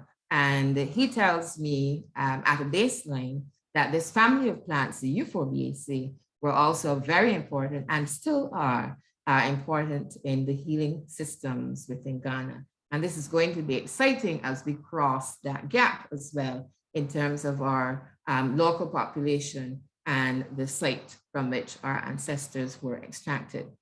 So in conclusion, I am really always promoting the traditional knowledge that our African ancestors came over to the island with, because I figure that that is what they needed to help them to survive. It was harsh, it was unforgiving, but they depended on that traditional knowledge to equal to survival. And our modern population has to realize that it's that built a foundation for this modern population. Who was your great-great-great-great-grandmother, great-great-great-grandfather who would have come out of this unforgiving system, but has been able to persevere through disease, through pandemics, and raise families? Some of us who are sitting here today, well, not some, most of us who are sitting here today enjoying this symposium. I wish to also recognize, of course, that this was a pluralistic platform at the end of it, because we would have had Indigenous people on the island as well that would have made their contributions. And of course, the European population having some of their tradition. It would have been a mix that worked. Ultimately, we're saying, however, that because of the dynamics involved during the period, that the African ancestors had to really depend on themselves. So the traditional system has been eroded, but we're all working. We heard from all of the speakers so far today that we're all working to cross that gap and really make sure that we're not losing important knowledge here. For me, scientific research is going to add that next level. I am in no way discounting, as you can hear from my passion, I'm in no way discounting the value of these traditional systems, but I'm saying that we've got the tools to look closer and see how we can express the traditional system into relevance for our modern system. We heard about our non-communicable diseases, our diabetes, our hypertension. These are things that we are looking at in terms of plants that have been used for that purpose. And I believe, as I said, that it is my hope that we do develop a policy framework that will allow us to have the confidence to develop products based on our traditional practice that can be part of our healthcare system.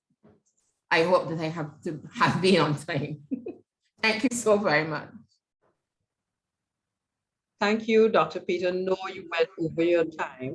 And I was trying to signal you, but I think you were so engrossed and so involved in transferring that information that you missed the signal, but thank you so much for that wealth of information. I am sure our viewing audience will have lots of questions for Dr. Peter and our other speakers as well. What we would encourage you to do is to place your questions in the chat.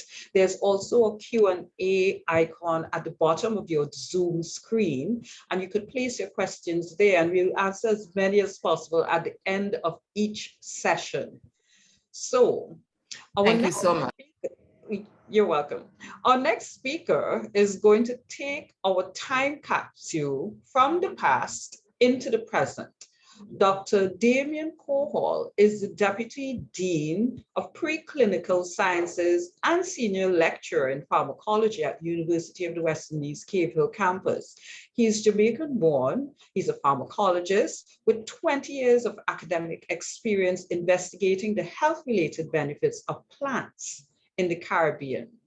Dr. Cohall has published extensively on Barbadian ethnopharmacological practices, I wanted to get that right, inclusive of a book entitled Medicinal Plants of Barbados for the Treatment of Communicable and Non-Communicable Diseases. He is going to address two topics today. First, looking at a modern community case study featuring Codrington College, and then he will talk about health and wellness using medicinal plants. So Dr. Cohall is going to go back to back on his presentations, and we invite him to take the floor right now. Thank you. Let me start off by establishing our protocol by first saying a pleasant good morning to all the distinguished guests and invitees, panelists, and most importantly, to our audience. A symposia like this is one which is designed and dedicated really to the audience to ensure that your knowledge is fortified after these presentations. So I bring you greetings from the University of the West Indies and also from my ethnopharmacology group in the Faculty of Medical Sciences. Now, if you permit me, let me just share my slides. I want to start off my presentation by highlighting the importance of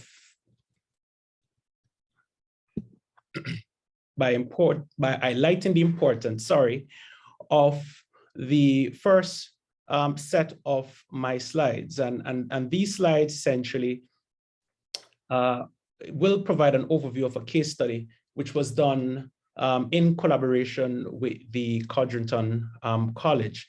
Father Clark spoke earlier in the opening segments of today's symposium about the collaboration between the University of the West Indies and Codrington. So this work is essentially a very quick snapshot of some of what we were able to achieve with that survey. So as you note, in working with Codrington College, who of course was a grantee under the United Nations Development Program, JEF Small Grants Program, we were able to conduct this survey in the surrounding communities of Codrington College. And that itself fed into a major part of that project, which was essentially to collate that very important ethnopharmacological knowledge that was within those communities to assist in the development of potential products which would encourage social inclusion and to develop some commercial activity within the space of wellness.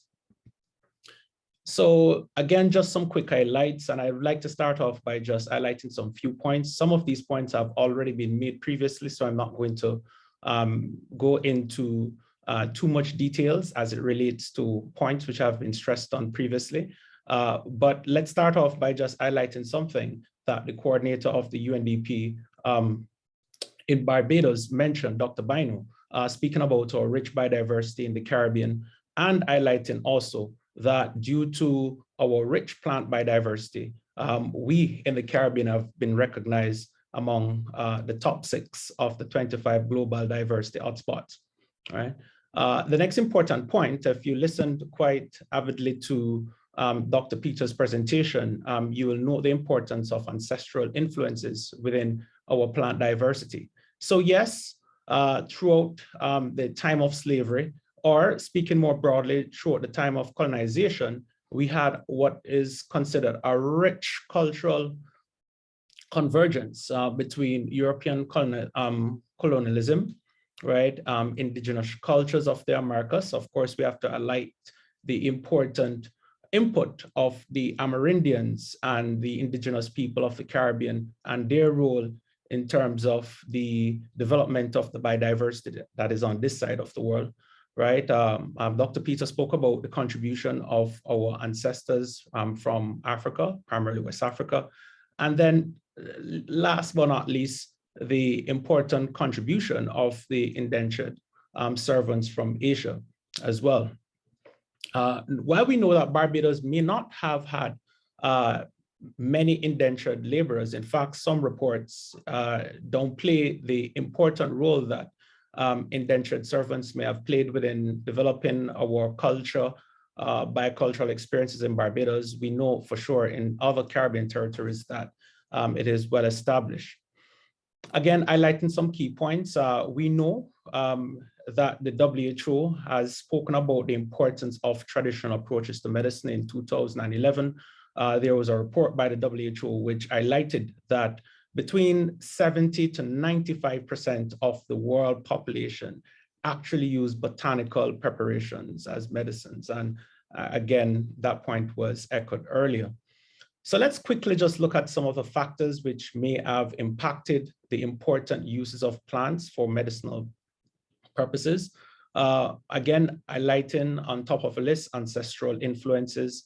We have African, we have Asian, we have European, and of course, we have the indigenous contributions. And last but not least, our indentured laborers. Migration, right? As persons move in and out of the space, may be willful migration or forced migration through slavery. We anticipate that persons brought their cultures, their practices, which also included the use of traditional approaches towards medicine. Religion, quite a number of religious practices, which could be a part of our cultural experiences and exchange, would have included the use of plants with medicinal practice as well. And that, of course, would have certainly impacted our plant biodiversity. And then our disease profile, speaking to primarily the period of slavery, of course, with primary infectious conditions, which would have plagued tropical locations, jurisdictions. West Africa was known as a hotbed for tropical infectious diseases. And of course, with our knowledge of the transatlantic slave trade, we anticipate that quite a few of those infectious conditions would have been brought to the Caribbean region, and our ancestors would have used their local knowledge on the treatment of such conditions. And then last but not least, to highlight some important socioeconomic factors, we could speak about education. We could also speak about income. Poorer classes were generally, poorer, less educated classes were persons who would more so choose to use their traditional approaches as opposed to westernized approaches. And then of course, land development. As we cleared land for agriculture, sugarcane, we unfortunately diminished quite a few of the plant diversity that of course would have been brought here. So moving on and highlighting the importance of Codrington College within this cultural exchange and expression throughout the years, we want to highlight the important role of Christopher Codrington III, the benefactor to whom Codrington College is named. Know that upon his death, he had actually willed to St. John and the people of Barbados land, right, and resources to build a seminary, which we know today as the Codrington College. The lands that surrounded the college were supposed to be developed for the inhabitants, the persons who would have actually lived, right, and worked, or also may have been slaves on the sugar cane estates affiliated with Christopher Codrington. We now take a look at the specific communities that would have been primarily within the estates of Sir Christopher Codrington. And we know that the college land is essentially, of course, we know it's within St. John, but we also appreciate that it's also it also encapsulates communities adjacent to the college, but it also covers communities that are somewhat a little bit distant from the college, places such as Concept Bay. We also know of College Savannah, right? And these areas we know essentially are communities that were developed on the sugar producing estates of Society and Concept. So when we started our study, really, our aim was to try and capture as much as possible the medicinal knowledge information of plants by persons who currently are residents within those areas. So we set out to determine the knowledge, attitudes, and practices on the use of botanical medicines, right? And in doing that, we established some very important objectives, which are four. Of course, everything that we do, especially involving human research, has to be ethically approved, right? We also know that in order to get a true representative of the information that is there, our sampling also has to be representative. So we aspire to ensure that we had a representative sample, and we had a very good questionnaire which was validated prior. And we used that questionnaire within the actual conduct of our study. Study setting, of course, was previously established. We said we're in college lands, and we developed a sample size of just about 160 persons within that area. And as pointed out, our survey instrument was a validated survey used in 2012 by myself, right, to conduct a national-based study of the same topic. The plant collection identification, of course, in the community as we went about doing our survey, we captured information, and we also took plant samples, and some of these samples were subsequently identified and vouchered at the University of the West Indies in our herbarium. And of course, we ensured that our plant names were very much appropriately documented as required. Our data analysis was very detailed, and I won't go into too much detail because we have limited time, but just to highlight that we went about using the use value, which essentially determines the therapeutic versatility of the locally known plant species within that area. And we also choose to look at the frequency of citation and the relative frequency of citation, which essentially would inform the number of persons reporting the use of a particular species of plant, and also the relative frequency of citation illustrating the local importance of such plants. So to quickly go through some very interesting results coming out of that survey, we noted that out of our sample size, we had just about 154 persons participating in the survey. And that was a fairly good response rate. Just about 96% of the sample size that we wanted participated. It's a very topical area, so we assume that a lot of persons were generally interested and wanted to participate in the survey. We found that 75% of that, of the particular persons who participate in the survey indicated that they use botanical medicines. And that itself was quite significant. Previous work done showed that just about 33% of the population here in Barbados use medicinal plants. So we assume that the rurality of the area and also the population itself, who are primarily elderly, may have contributed to that high response rate. We also note that there was a diverse repertoire of traditional knowledge on the use of plants. We note that there were 29 medicinal plants cited right across 69 different plant species. And this also included just about 39 plant families, right? So of course, there are specific plant families which are known to be more prolific in terms of their use for medicinal purposes, but within the community, we were able to identify up to 39 different plant families with 69 different plant species being highlighted. And here on slide, we just have a few of the plants that were highlighted, right? Of course, highlighting some very topical ones: bloodroot, garlic, soursop, right? Parsley are just a few of those plants outlined. We also know that the most popular species used by the respondents, and this is when we did our overall tabulations, were bay leaf, right? We said it had a relative frequency of citation of 0.26 compared to Cersei, which followed Bayleaf, which had a relative frequency of citation of 0.24, right? And Ginger came in third, interestingly, with a relative frequency of citation of 0.19. And then, of course, Soursop, which seems to be getting extremely popular in Barbados, in the Caribbean, came in fourth with a relative frequency of citation of about 0.18.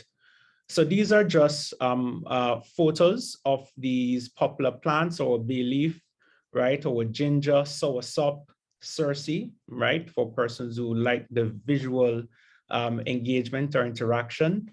Interestingly, among the survey data, we found that there were some plant uses that were consistent with other territories in the world, like West Africa, right, like moringa, right, and neem, right, moringa, hypertension, cough, diabetes. We saw some consistent uses in Benin and Ghana in Africa, right, and as it relates to neem, diabetes and antibacterial effects in Nigeria. And again, just highlighting the point that what we have in the Caribbean is really a cultural convergence, and while our West African counterparts have played a significant role in embellishing our practices, we know that there are other uses from places such as Europe, which may not necessarily originated in Europe, but may have been a part of that cross-cultural divergence. Right. So, of course, we have Bayleaf again being utilized in Europe for similar uses as we have observed in Barbados, peppermint for colds and flu, aloe vera, again, for purgative cuts and sores. We also saw some very interesting medical cultural concepts. Dr. Peter spoke about cleansing. We also have a very, another popular term in Barbados called cooling. And that itself is quite interesting. So while cleansing has been linked and tied with West African ancestry, the element of cooling itself is actually a result of West African and European convergence, right? Or syncretism in terms of cultures and different traditional healing modalities. We also were able to pick up some very interesting socio-economic variables being associated with the use of herbs, such as education. And I spoke about education in the sense that, you know, there was a move towards westernized culture, and we thought that westernized education would have been better than what we considered our ancestral knowledge. So as we became more educated and learned about more westernized approaches to medicine, people moved away from, you know, these traditional approaches. So again, here we identified the importance of education impacting the use of herbs. There was also another interesting variable which was aligned with health insurance, but I assume that, of course, was tied more so with affluence. So in wrapping up the first bit of the talk, just to highlight some very key important points, that there is still a fairly rich resource of medicinal plant uses, especially in rural Barbados compared to urbanized areas, for the obvious reason of more adoption of westernized practices in urbanized centers as opposed to rural areas. We note that demographic and socioeconomic variables influence the use of botanical medicines. Some of the interesting consistent elements, of course, would have been education, income. We note that the information is generally among the older population. Women are the knowledge bearers more so than the men, right? And that, of course, has been traditionally the case. And of course, we also found the importance of these multicultural concepts, cooling, cleansing, right? Cooling, again, being a part of that cultural syncretism or convergence, which would have, evolved, right? Some of the indigenous practices that may have came from West Africa and other parts of the globe, right? And we note that there are some consistent uses of plants in different territories, such as the use of neem and moringa in West Africa. So, ladies and gentlemen, that wraps up the first bit of the presentation. I know it was a lot, but I have asked for the link to the paper, which was published in October of last year, to be shared. So you may have a review. It's quite detailed, and you will realize that this was only a summary of what was actually presented in the paper. So I'd just like to thank these colleagues and collaborating entities, of course, the UNDP Jeff Small Grants Program, Professor Carrington for his role with the exploration of the biodiversity plants, and of course you, the audience. And last but not least, Codrington College for working with us in facilitating that survey. So thank you. So I believe we have a question and answer segment after the presentation. So what I'm going to do, I'm just going to shift focus to my next presentation. And we will move into the question and answer segment. I'm sure there may have been some questions arising from that first presentation. Now, this presentation is, oops, let me apologize for that. Seem to, let's see. Okay, great. Let's do this again. Okay. Perfect. So in this presentation, what I want to do, I want to take you on a journey, right? Just highlighting some of the key points mentioned and to speak about the use of medicinal plants within a wellness context, right? So the title of the presentation is Health Resilience and Preventative Approaches Using Medicinal Plants with a focus on wellness. So let's start off by just highlighting this very important fact that medicinal plants have been the cornerstone of what we consider modern medicine, right? We know that in some jurisdictions, it has evolved into more westernized practices, but very much we still know that the traditional approaches are still considered conventional in some jurisdictions. So between 3000 BC, which is just about 5,000 years ago to now, in the 21st century, we note that the WHO has indicated that a significant portion of our population still use botanical preparations as medicine.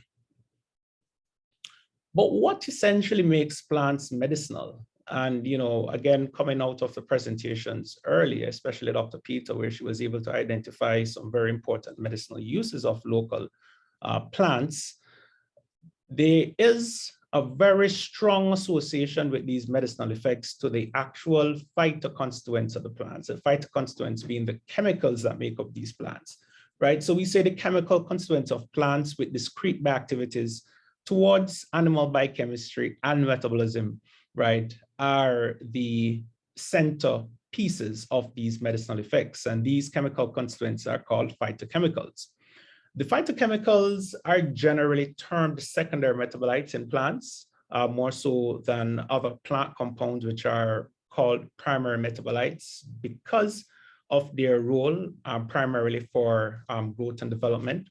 And these secondary metabolites have been identified as having a very important protective effect of the plant. But we also know through our scientific exploration that these protective compounds have medicinal properties.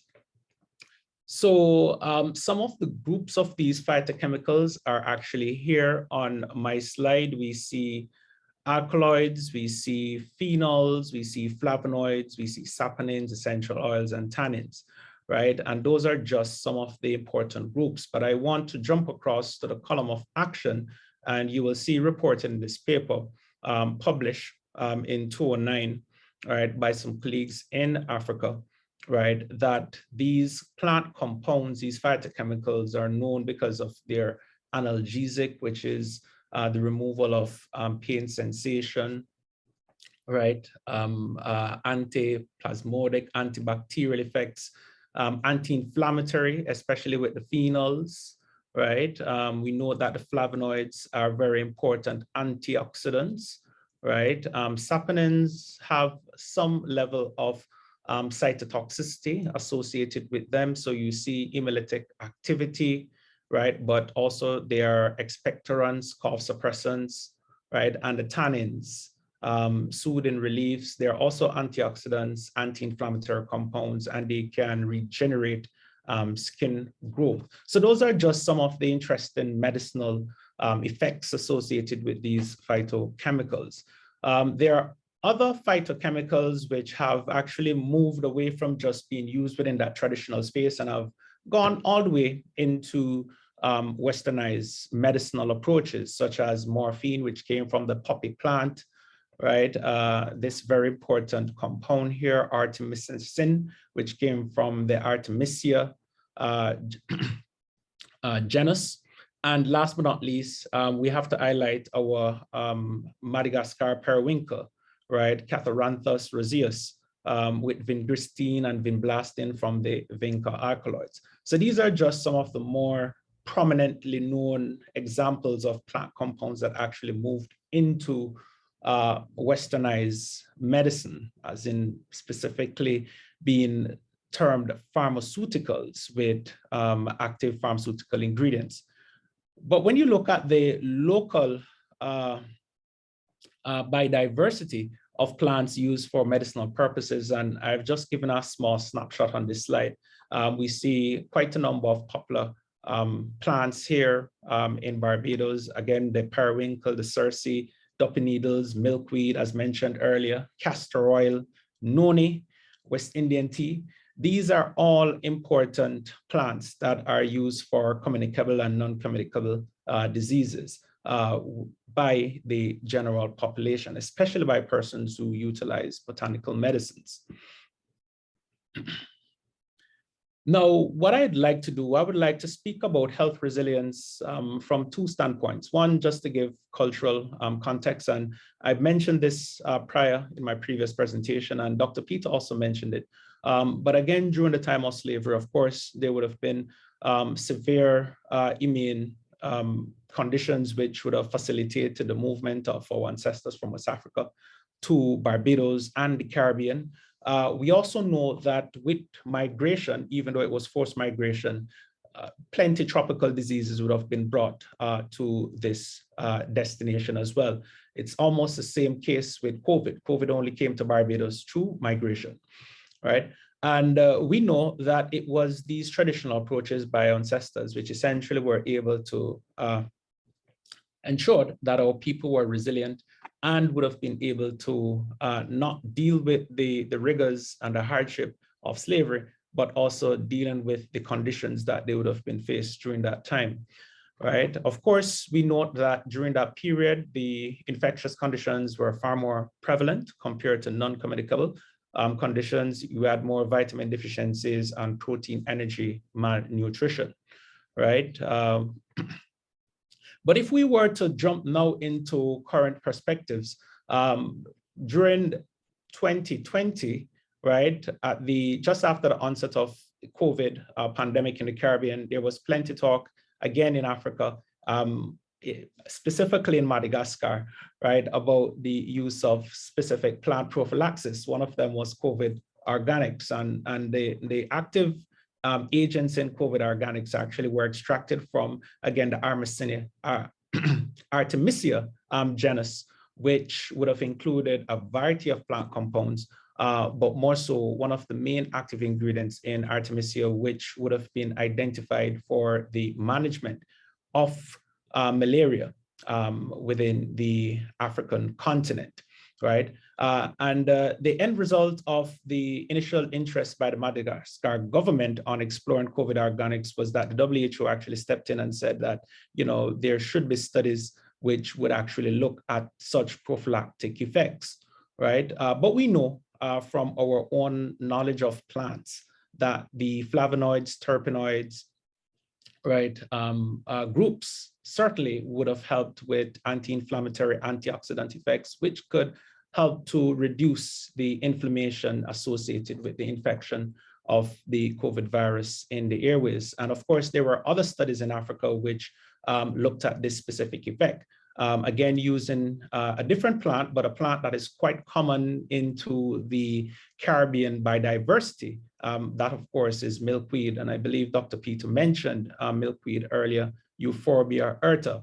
right, which is known in some jurisdictions as the asthma plant. But there would have been studies in North Africa, in South Africa, and also Madagascar on the use of the asthma plant for COVID, for the treatment of inflammation affiliated with COVID.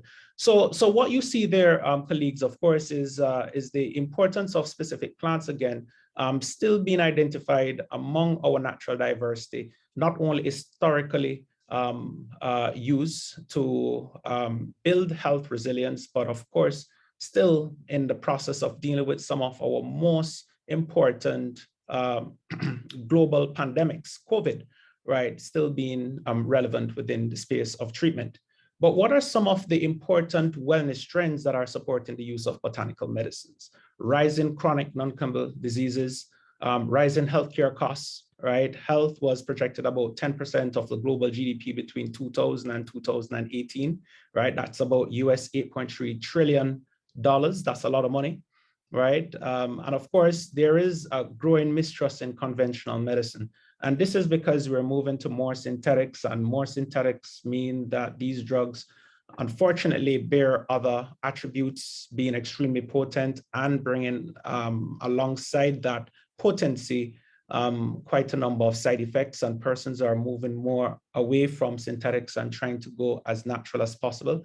And we have a very large aging population. When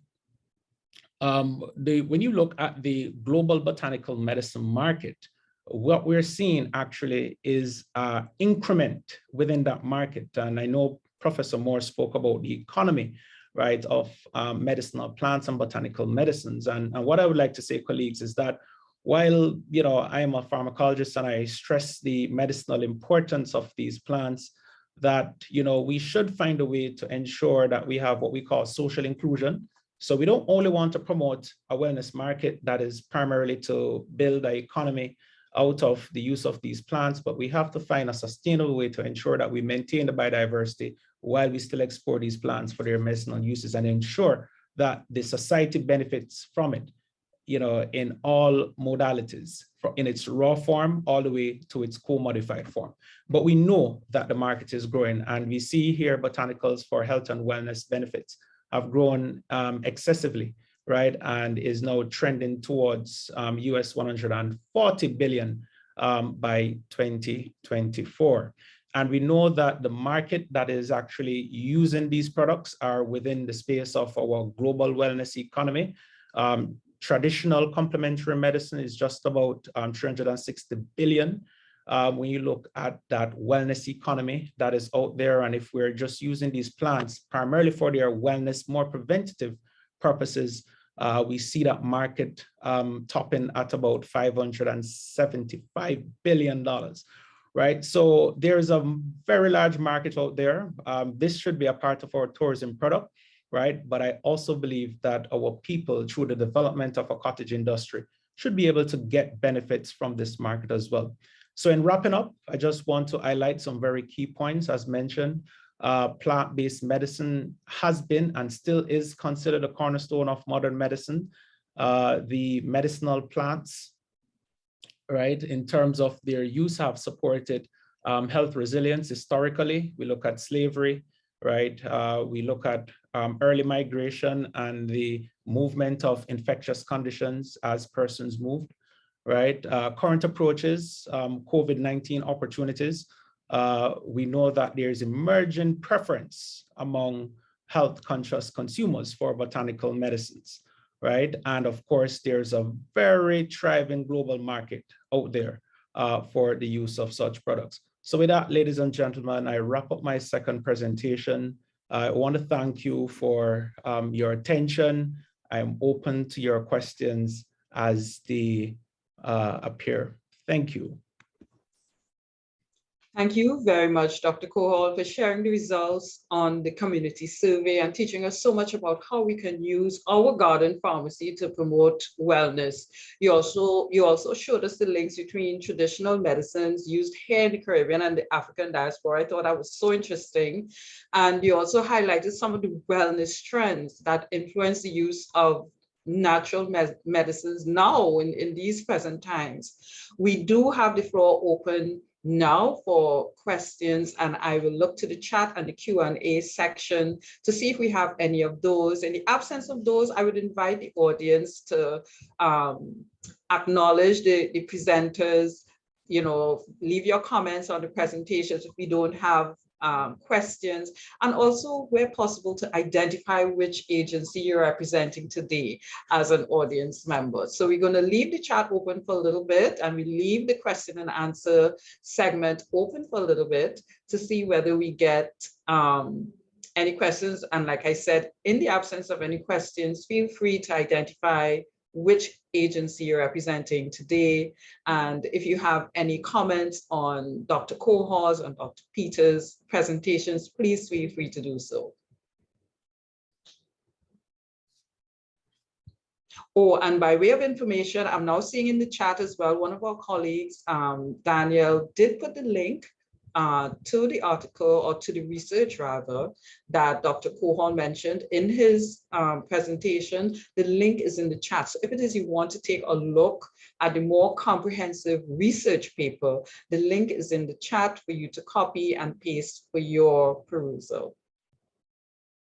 I'm not seeing any questions or comments. You blew them away, Dr. Cohorn, with your presentation. You gave them everything. Excellent. Yes, I think so too. Okay. So what I will do in the absence of no questions is move into our second session for the morning, themed Plants and Society. And we will do a little soul searching in this round, because our presenter, Dr. Michael Clark, will take a look at spirituality and traditional medicine. Reverend Dr. Michael Clark is a principal at Codrington College. You met him earlier. He was ordained deacon in 1984 and a priest in 1985. Dr. Clark became principal of Codrington College, the Anglican Seminary, in August of 2015. Prior to becoming principal, he ministered at several churches in Barbados and Virgin Gorda. We now invite Dr. Clark to speak with us. Thank you very much, and good morning. It is indeed a pleasure to be here with you today, and I trust that I can offer something of value to this wonderful undertaking. My topic that I've been asked to reflect on is spirituality and traditional medicine, healing the soul.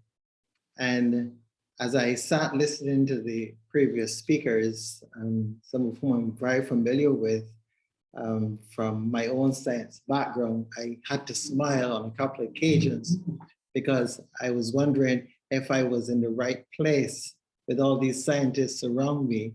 But it was good to be taken back into those halls of scientific investigation once again.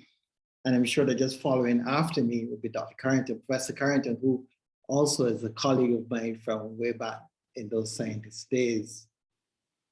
But my task is different. My task is to ask you to just hold on all the naming and the information and the statistics and all that has gone with respect to medicinal plants and their use through the years, and to ask ourselves some deeper, more meaningful questions.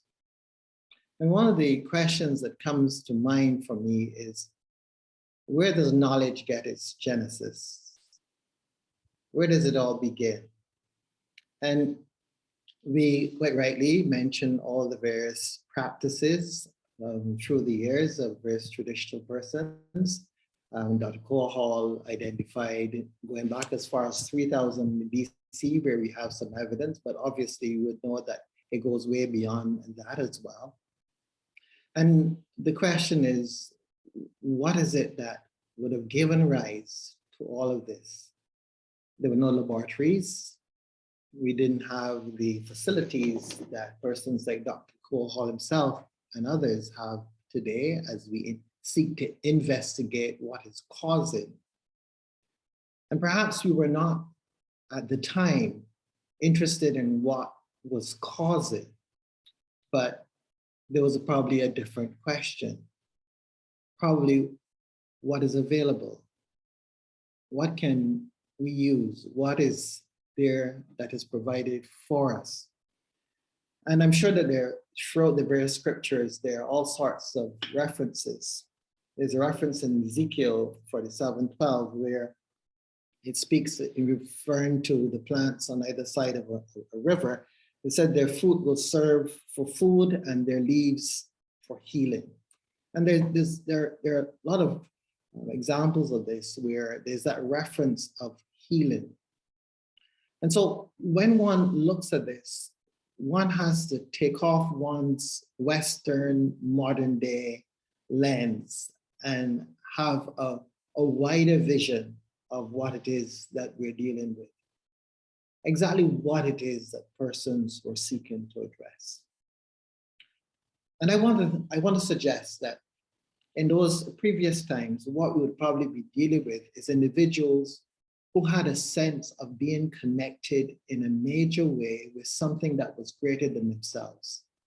Yes, we know the various ideologies, the various stories, mythological stories of gods and deities, etc. But on the earth plane, there was also that sense of being at one with, being connected to all that is around oneself. And one only has to pay a little attention to one or two of the documentaries that we can see coming out of the Amazon or various African traditional communities. And one of the first things that you recognize is the harmonic nature with which these communities engage their world. They know every plant, they know their efficacy, they know where to go and what to do. And they even at times mention the fact that you just don't take a leaf at any given point in time. They speak of asking permission from the tree to be able to recover the leaf. They speak about the spirit of the tree and asking the spirit of the tree to allow them to utilize some of their benefit. And so there is this tremendous sense that what we are taking now and placing in our laboratories and on our shelves is a small aspect of a much greater story. And I fear that we're in danger of losing the greatness of the story because we can take it in a test tube and we can test it. And we can say, yes, it has these particular properties. And we know these particular properties will do this or will do that. That's almost like what the modern pharmaceutical companies have done with traditional medicine, where they have reduced it to nothing more than a pill. This, I fear, would be an error in our work. I believe it is important for us to acknowledge that our modern day person has become so disconnected from nature. And that disconnection itself can very well be contributing to many of the ailments that we currently have without even recognizing it. I remember an episode where I was watching a little documentary on grounding. And there was this physician, a medical physician, who had a baby. It was a young woman, and she had this baby, and she realized that the baby was very energetic. It couldn't settle. It was very uncomfortable. No matter what she did with this child, it just kept being agitated. And unconsciously, she just walked out of her house one day and she walked onto her lawn. And the minute that she got onto her lawn, the child began to settle. And she didn't notice the first time. She just thought it just settled. And then a couple of other occasions, she did the same thing. And the child settled. And she began researching and realizing that there was something called grounding. There was an energetics in the earth that seemed to impact the human person. we know very well from our journeys as people in this community about our grandparents who watched the moon for all manner of involvement and activities for them to do. And so basically what we're really saying, or what I'm really saying or suggesting is that as we proceed in this regard, I think we need to bring or to maintain the spiritual dimension there. Because it wasn't by trial and error, more than likely, that persons came to what they knew. More often than not, it was through the engagement of spiritual activities, either in an altered state of consciousness, visions, dreams, that would have brought their attention to various particular plants. And not only just the plant, but sometimes to the manner in which the plant is harvested and the when. I remember my forebears talking about the after six bush.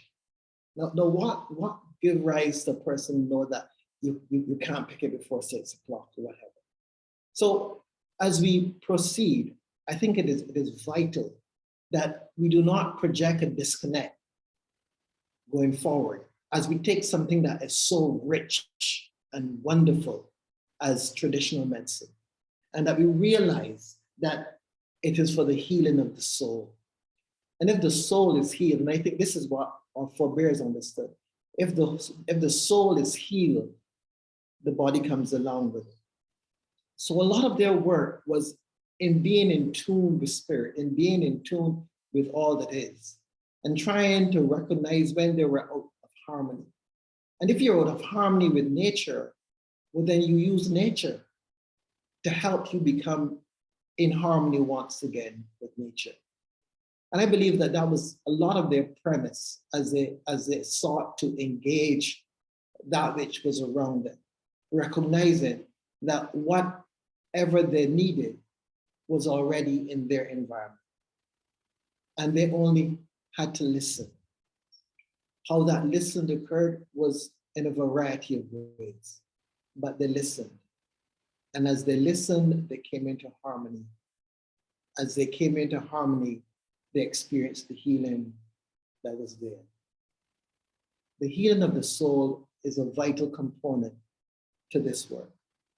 And I don't think that we should allow ourselves to so travel down the path of science in its limited way, because science is extremely full.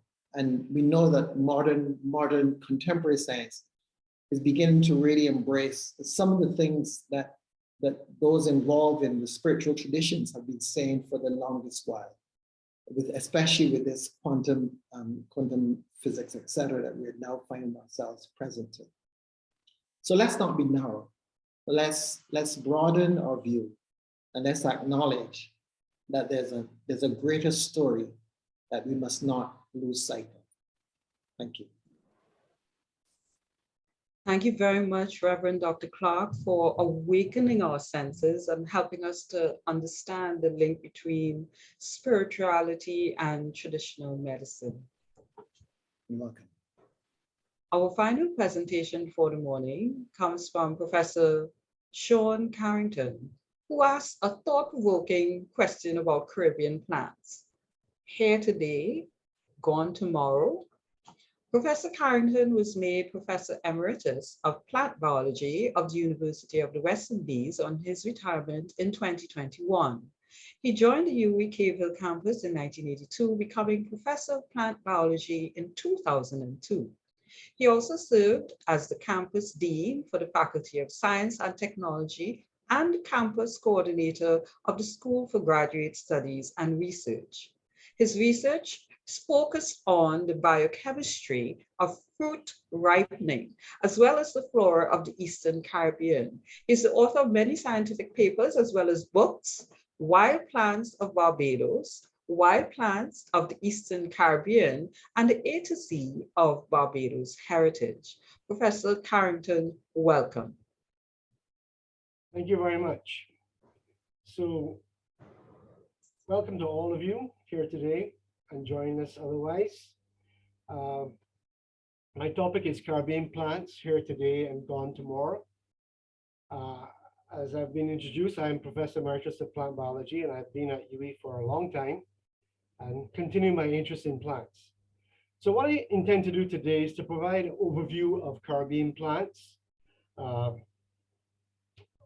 which is essentially our flora, and link this to how they can be used medicinally and otherwise, although that's really not my focus this morning. Okay, so my first point is just to give you an overview of how I'm going to go. We'll talk first about the key role of plants. We'll look at the Caribbean flora in a very broad sense. I'll ask the question whether our flora is threatened, and we'll end up by talking about safeguarding our plants. I like this quote from the Global Strategy for Plant Conservation. Without plants, there is no life. The functioning of the planet and our survival depends upon plants. So yes, the oxygen we breathe, the basis of our food chains, all of this relies on plants. And we can see direct value of our plant biodiversity, whether it's the sea grapes that we're eating, or whether it's the roots from the rock balsam tree, Clusia plucanettii, that we make baskets from, or whether, as several speakers have already spoken to, the use of plants medicinally. Less obviously, maybe more indirectly, are the value of plants in terms of their ecosystem services, like preventing erosion. I'm sure the person who did this debushing would have discovered that soon after. The aesthetic value of plants, and even the cultural value of plants. In this third panel, we see the bearded fig tree, Ficus citrifolia, which is emblematic of Barbados and finds its way on our coat of arms. So yes, plants are important. If you didn't realize it before, and I'm sure you did, otherwise you wouldn't be listening. Yes, they really are important. Furthermore, globally, there are 34 biodiversity hotspots, areas where there are high percentages of endemic plants, where there are high threats to habitats. And basically, the Caribbean islands are one of those biodiversity hotspots, in fact, one of the hotter hotspots, so to speak. So in this Caribbean biodiversity hotspot, we have like 13,000 flowering plant species.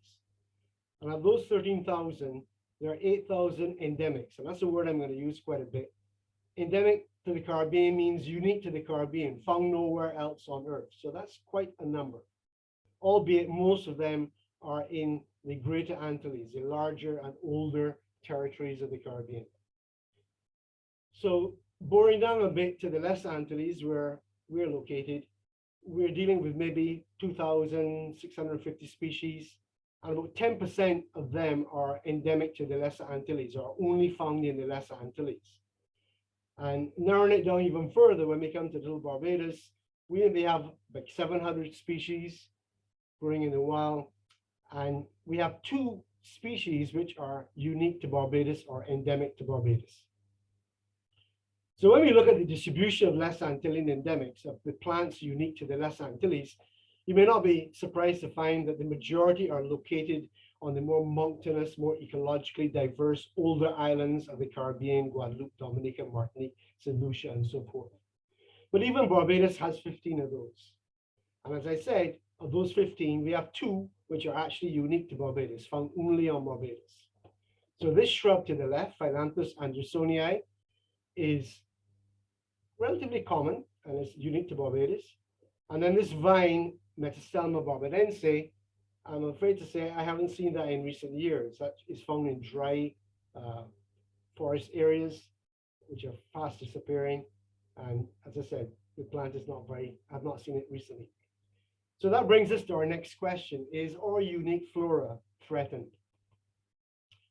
And if you know anything about threatened species, you know that the kind of international kind of categorization that we tend to use is something called the IUCN Red List.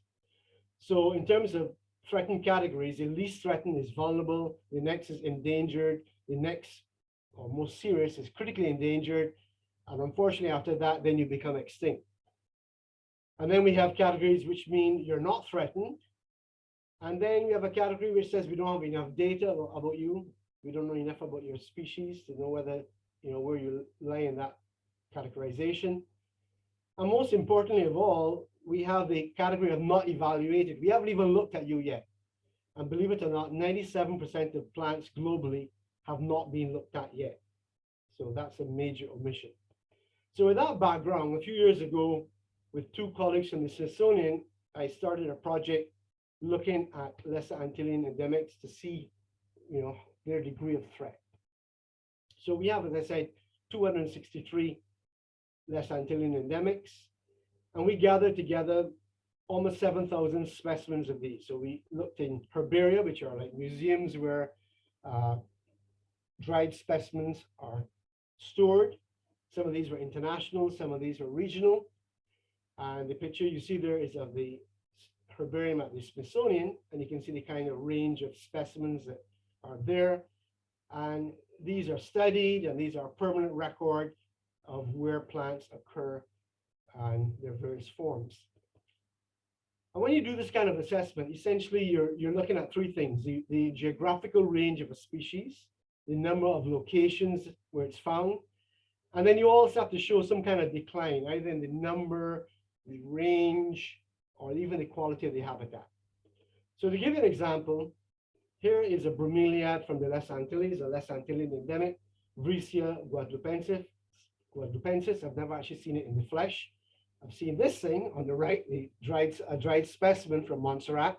So we look at all those dried specimens, rather than go there in the well and try to go from island to island, kind of monitoring. And we look to see its geographical range. And we come up with a value of like just over 5,000 square kilometers, which under the red list system would be vulnerable. But then we have to also look at the number of locations. The number of locations of 4 locations is fine. That also tallies with this species being vulnerable. But to really claim it's vulnerable, we need to satisfy a third criterion and to show some kind of decline. And it turns out that in fact, the distribution of the plant in the Northern Caribbean is really historic. It's not been seen for a long time, 1893, 1937. So there's been a decline in the number of locations, and we can say that is vulnerable. So if you can imagine doing that for 263 species, 7,000 specimens, and often we mostly didn't have any kind of GPS value. We had to go to a map and work it out. We came to the following conclusions. 70% of our unique Lesser Antillean plants are threatened, and maybe even 8% are potentially extinct.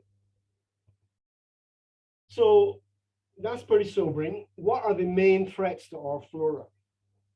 So I've come up with a list: overexploitation, loss of habitat, lack of protected areas, invasive species, the climate crisis or climate change, volcanic activity, and something I call the lack of public engagement.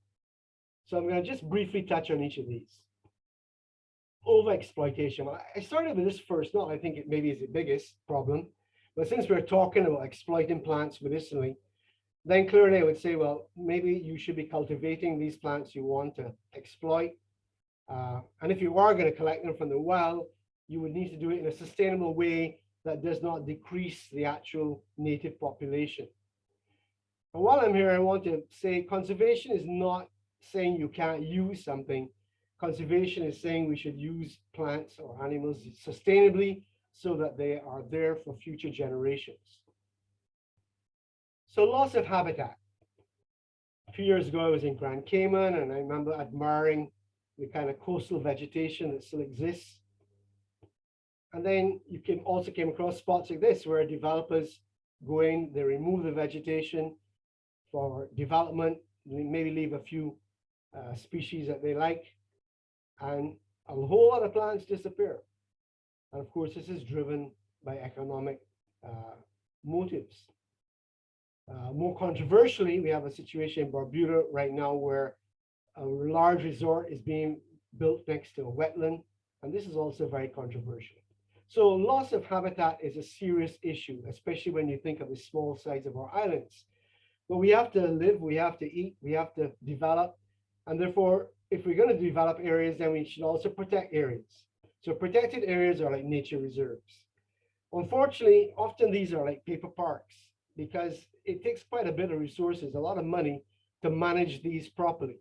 So even when you see a map that says it's a protected area, it depends how well it is being protected. We also have another issue that we've largely focused on the marine environment. We have more marine protected areas than terrestrial ones in the Caribbean. And lastly, in Barbados, we have no actual terrestrial protected area under legislation. So this picture, I don't know if you recognize it. This is a relic forest, original forest at Turner's Hall, never been cleared, the most species rich site in Barbados, and yet to get legal protection. And I'm sure some of you from other islands will say, is that really Barbados? Yes, you may not recognize it if your view of Barbados is the Grantley Adams Airport. Okay, so invasive species. These can be a problem. So here is Corralita. Corralita is a plant brought to the Caribbean as a garden plant. And today, a study of Corralita in St. Eustatius shows that it covers 3.2% of the land surface. So imagine the amount of native species that has dislodged. The climate crisis. Well, we are vulnerable. We are small islands with a limited ecological diversity. So by that I mean, on an island, there may only be one mangrove, or there may only be one particular kind of habitat that certain plants require. And if climate change causes that habitat to disappear, then those plants too will disappear. We're also predicted to see some of the largest declines in rainfall accompanying climate change. So that's not good either. And lastly, head for the hills. As the sea rises, populations will gradually move more and more inland. And guess what? Most of our natural vegetation or native forests remain inland. So we're going to be dislodging native vegetation. And then in terms of the Lesser Antilles, most of these islands are volcanic. So here's an example of a little herb called Lindernia brucei, described in 1972 from the crater of Soufriere in St. Vincent. Well, unless it's somewhere else, it's probably no longer with us. We had massive eruptions in 1979 and in last year, 2021. So if the only place this plant existed or exists was there, unfortunately, this is probably extinct. And there's a similar story for a species from Montserrat. And lastly, I come to a lack of public engagement. So what do I mean by that? This is a very general issue. But basically, there's a relatively poor knowledge of native plants. And the problem is you can't manage what you don't know. So if you don't know what you have, how are you going to manage it? This book, Back to Eden, a lot of people have used this book. And my only concern about it is that they recognize, or they think they recognize a plant in that book, but this is a book of American plants. And then they say, okay, this is tansy or whatever in Barbados or wherever in the Caribbean, when in fact it's a totally different plant. It just resembles that plant. And of course, this can be quite dangerous when you start using a plant medicinally, which has particular uses, according to what you think it is, when in fact it's actually not that plant at all. So use reliable Caribbean resources to identify your plants. This one from St. Lucia is a good one. And then we have another issue as well about knowledge, and that is the common names, like bay leaf. Here on the left is our bay leaf plant, Pimenta rasmosa from the Caribbean, in the guava family. But it's in no way related to the Mediterranean bay leaf, which is in the avocado family. So be careful with common names because they don't necessarily help you identify the plant correctly. The second point I want to make is this view of, native plants being just bush. So we don't seem to value our plants. Everybody seems to be born with a cutlass in their hand in the Caribbean. So we will take that nice path along the east coast of Barbados with lots of native plants and coastal scrub, and we will beautify it. We will improve it. We will take somebody else's native plants, stick them in the ground, and now we've improved that site. So, and this is a mindset we have to change. We have to learn to appreciate our own plants, our flora.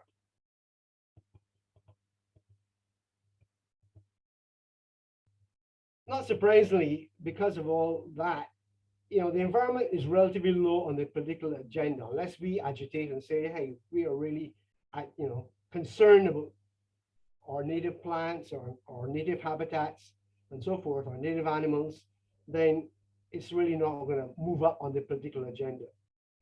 And we are in danger of losing plants before we can even study them to see what they contain or what they could be useful for.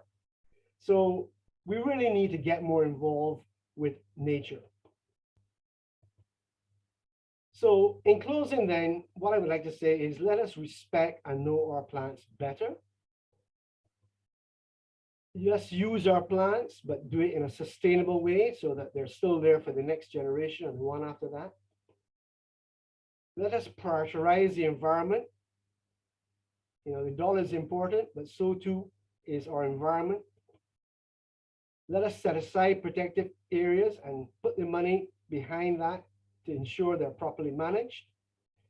And in the case of Barbados, I'm not just talking about Turnstile Wood, but we have a gully system, a forested gully system of maybe 400 kilometers.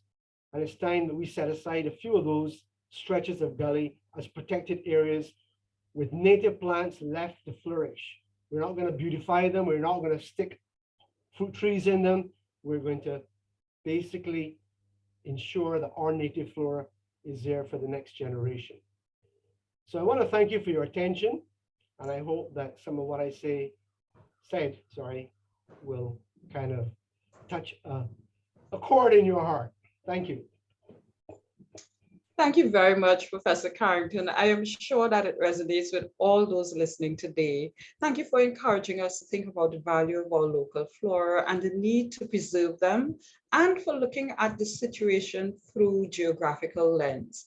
I've been looking at the question and answer portal at the bottom of Zoom, and also in the chat, looking to see if we have questions.